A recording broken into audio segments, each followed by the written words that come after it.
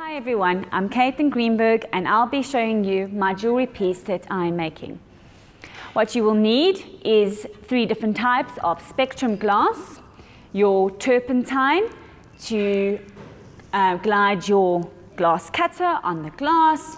You're going to need a grouser, you're going to need a happy snapper, your ruler,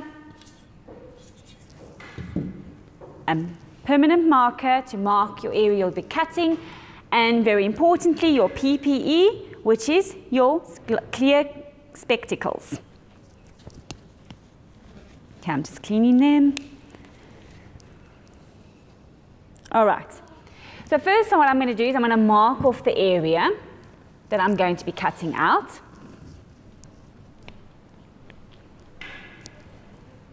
And I'm going to be working with my blue piece of glass first. This is a lovely, clear, turquoisey color in spectrum glass. Now what's very important, remember, glass is heavy. So at the end of the day, we don't want the jewelry piece being too big. So it's important to keep that in mind because one needs to wear it around your neck. I'm only going to be using a kiln-based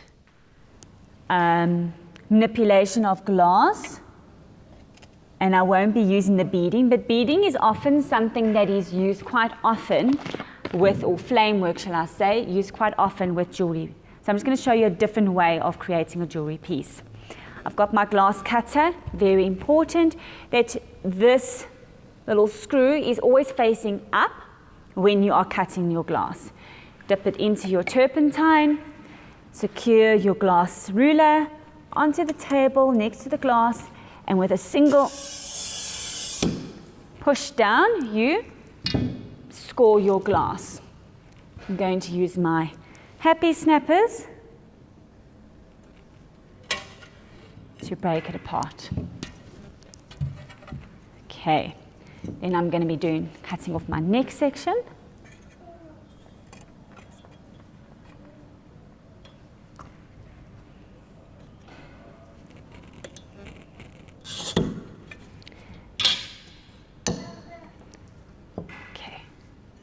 That.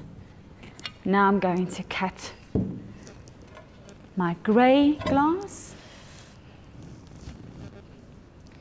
and I want to ensure that my grey glass is smaller than the blue because it's actually going to sit on top. I'm actually going to use this as a bit of a marker.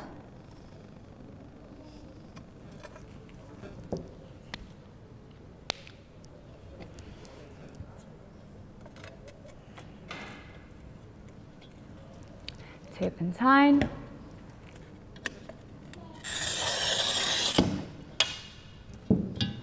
Using our happy snappers.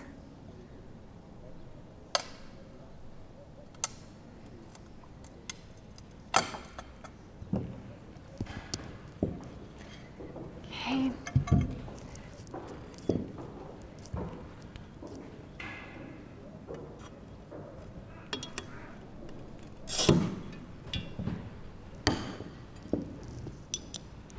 Basically what I'm doing is I'm going to build up a block of the colors on top of each other. I'm going to use my grey one now to ensure I get a smaller section of the beige color we have. It's my marker. Right.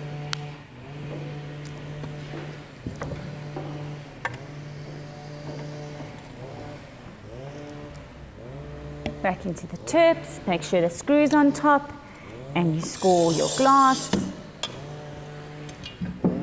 Use your happy snappers.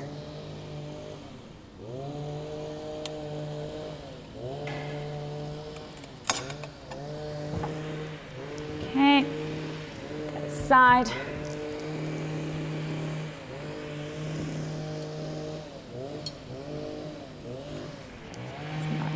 Marker.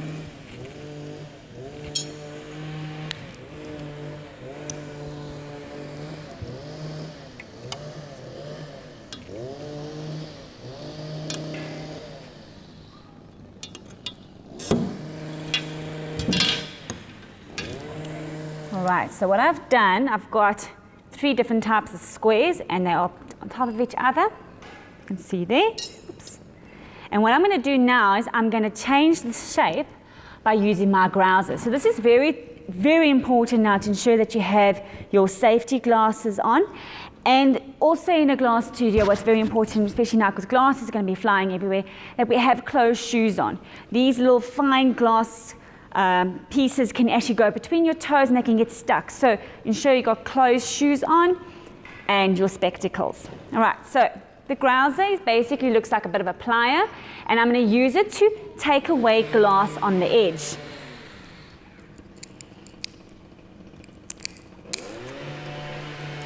So we don't end up with a very straight edge.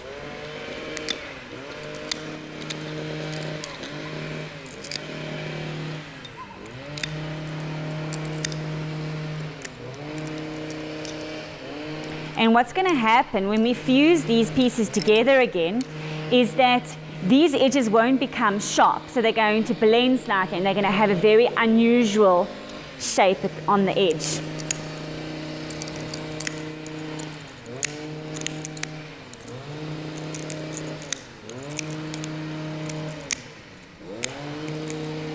Just be careful because this has now sharp edges, that you don't end up rubbing your fingers along the edge.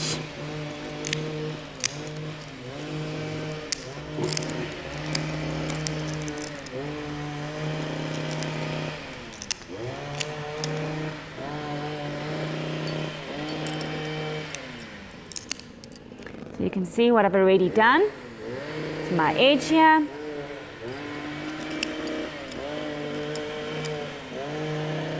Okay, I'm going to pick up my next color, the gray, and I'm basically going to be doing the same thing again.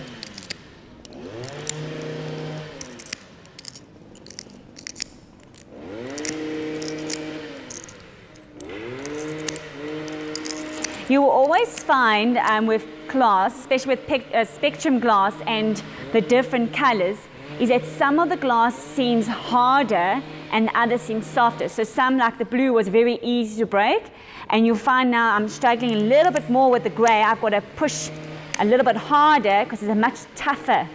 So the color does influence, and it's the same when you are working up at the flame station with creating beads. You'll find some colors heat up faster than others and are just easy and more malleable than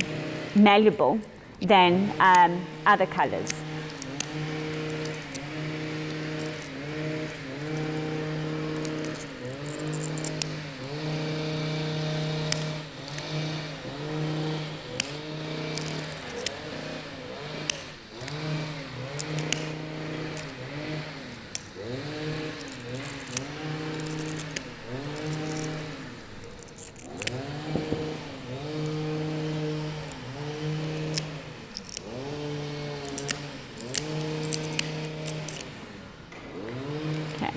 Happy.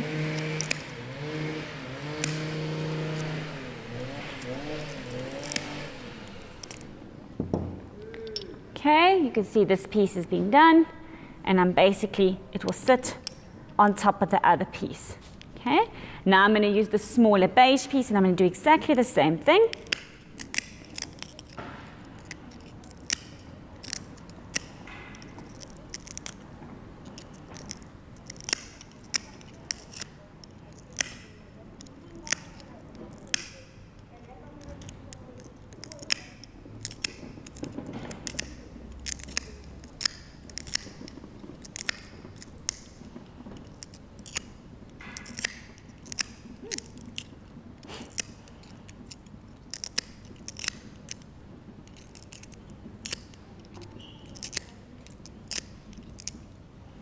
Okay, you'll see this piece I've also cut out, and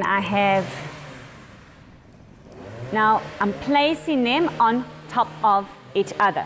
Okay, so what I'm going to do now is I'm going to cut a few extra pieces, and I'm basically doing the same thing, and I'm going to create 3 of them with 1 below that's going to sit, and then 2 above, and they're going to be connected with some copper wire. So I'll show you the process now.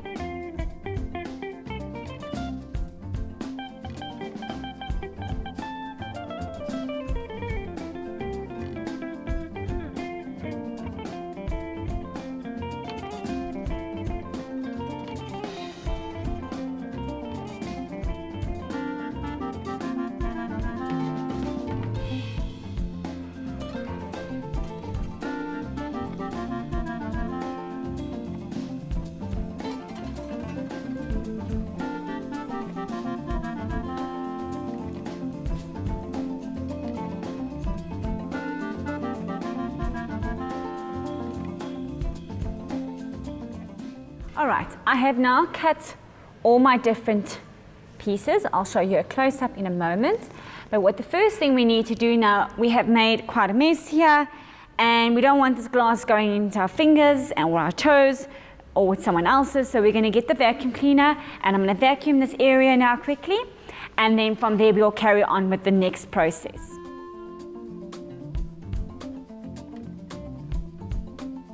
Okay, you can see I've cleaned the surface space, our cutting table, and in front here I have our design. Okay, so this is the bottom area, this will be the top, and this is where we'll put like a loop for our string that will hang around our neck. I've got copper wire. It's quite a thickish copper wire, and what I'm going to do is I'm going to cut it. I'm going to fuse it between the bottom layer and the second layer. But I'm going to just place it on top to show you. It's very important that it fuses quite a bit in. You don't want to fuse just a little section like that. You want to ensure that it's properly surrounded by glass, because the glass is basically going to keep it in place. So I'm going to put one strand there, and so we're going to cut it about there, and I'm going to do the same here, and I'm going to do the same there and there. So these two areas are going to have copper wire that are going to fix the glass, the sections of glass together. And at the back here, when we're done, I'm going to be gluing something at the back with little loops that will make the neck piece at the back. But that we'll do after we've even fired. Now, copper wire is rounded at the tip. If this is now too round and too bulky, if I put it between my glass, if I put it between my glass, what's going to happen, it's going to make our glass slide, because glass likes to be flat against each other to get a perfect fuse in the kiln. So what I'm going to do, once I've cut my glass to the right size, I'm going to use a hammer and a flat surface, hard surface, maybe the floor, and I'm going to use the hammer to basically hit the tip that's going to be going into the glass. So it's normally about that amount. So I'm going to make that section flat, and then the other section flat on the other side. So each tip on either side will be flat, and then therefore the glass won't move around, and it will sit more flush with the glass and the copper. Okay, so that's what I'm going to be doing now.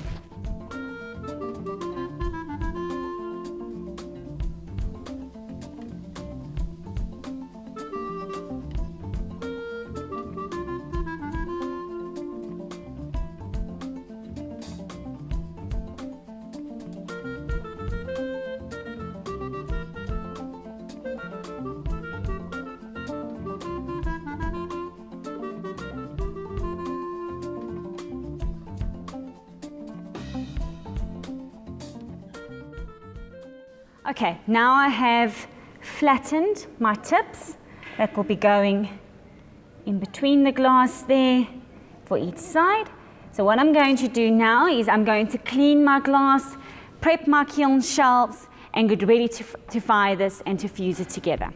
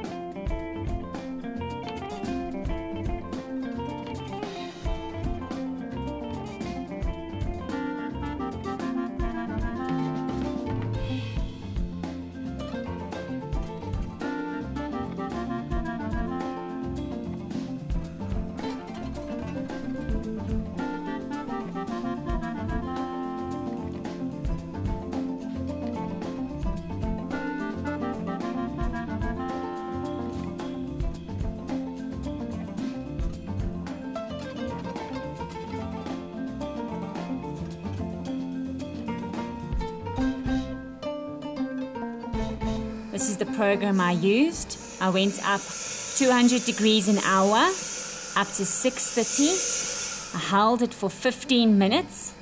Then I went full. How to get to full? Remember from our previous programs how I explained it, is when you have to push the arrow all the way up to the top to the top temperature, and that will create full. Up to 780. Hold for 15 minutes. And then we're going to go down. We're going to crash cool full down to 580. We're going to hold that for 15 minutes. And then we're going to anneal it 100 degrees an hour down to 30 degrees.